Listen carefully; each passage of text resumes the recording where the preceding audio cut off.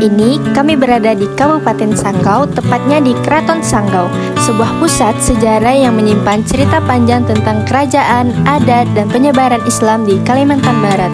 Bersama kami, mari kita telusuri kisah masa lalu yang masih hidup dalam budaya dan tradisi masyarakat hingga hari ini.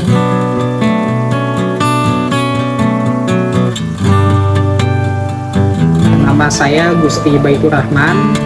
Saya sendiri di Istana Surya Negara selaku pengurus, diamanahkan sebagai sekretaris 2 atau wakil sekretaris ya di sini. Nah, untuk kegiatan biasanya memang selalu menghadap para mahasiswa untuk melakukan penelitian dan yang lain-lain lah ya.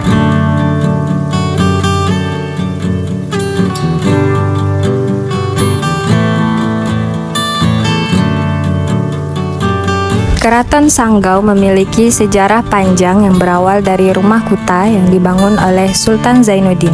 Awalnya, bangunan ini merupakan rumah pribadi yang didirikan berdasarkan wasiat ayahandanya.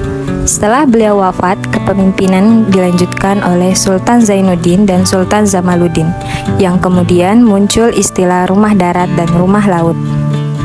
Pada masa Sultan Muhammad Tahir I, penyebutan rumah tersebut berganti menjadi istana. Selain mengikuti wasiat, perubahan ini juga disebabkan oleh penuhnya bangunan utama atau istana besar, sehingga dibutuhkan bangunan baru sebagai pusat pemerintahan. Sistem pemerintahan pada masa kerajaan dahulu menganut sistem monarki. Kekuasaan diwariskan secara bergiliran, dimulai dari anak pertama, lalu diteruskan ke anak kedua, dan seterusnya kepada keponakan. Kerajaan ini merupakan bagian dari dinasti keturunan Surya Negara dan Paku Negara. Rumah darat dibangun agak ke dalam, sementara rumah laut berada di tepi sungai. Kini sistem pemerintahan tidak lagi berbentuk kerajaan berdaulat, melainkan mengikuti bentuk republik. Keraton tidak lagi memiliki kekuasaan politik, namun berfungsi sebagai penjaga adat dan budaya.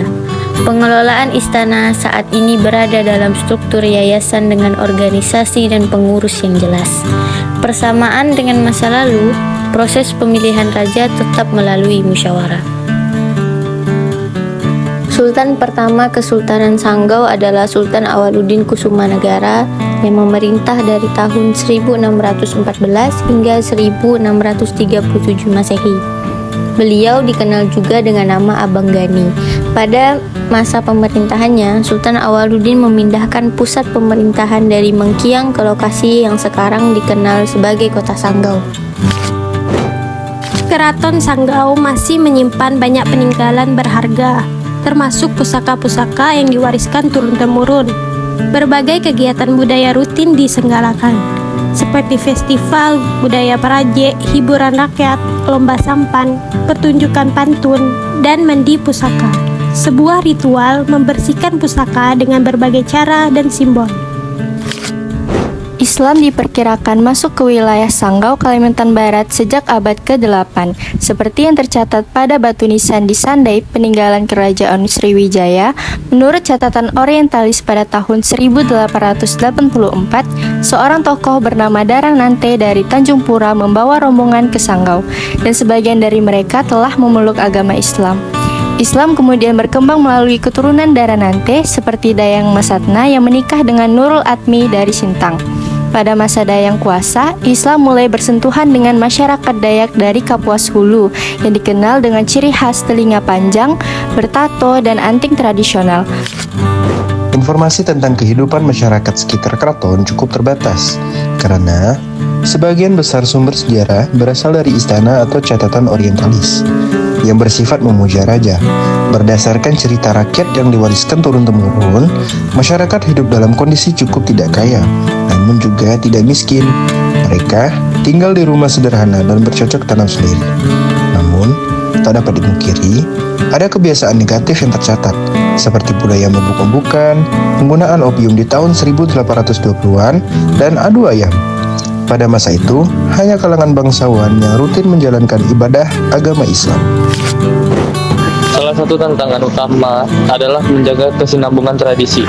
Festival Budaya Parage yang digelar setiap tahun menjadi ajang penting untuk melestarikan adat. Tradisi saprah, makan bersama, dan menjadi simbol kebersamaan. Kegiatan lainnya seperti ziarah kubur, bertamu, dan diskusi budaya menjadi upaya menjaga warisan sejarah dan menjalin silaturahmi antar generasi.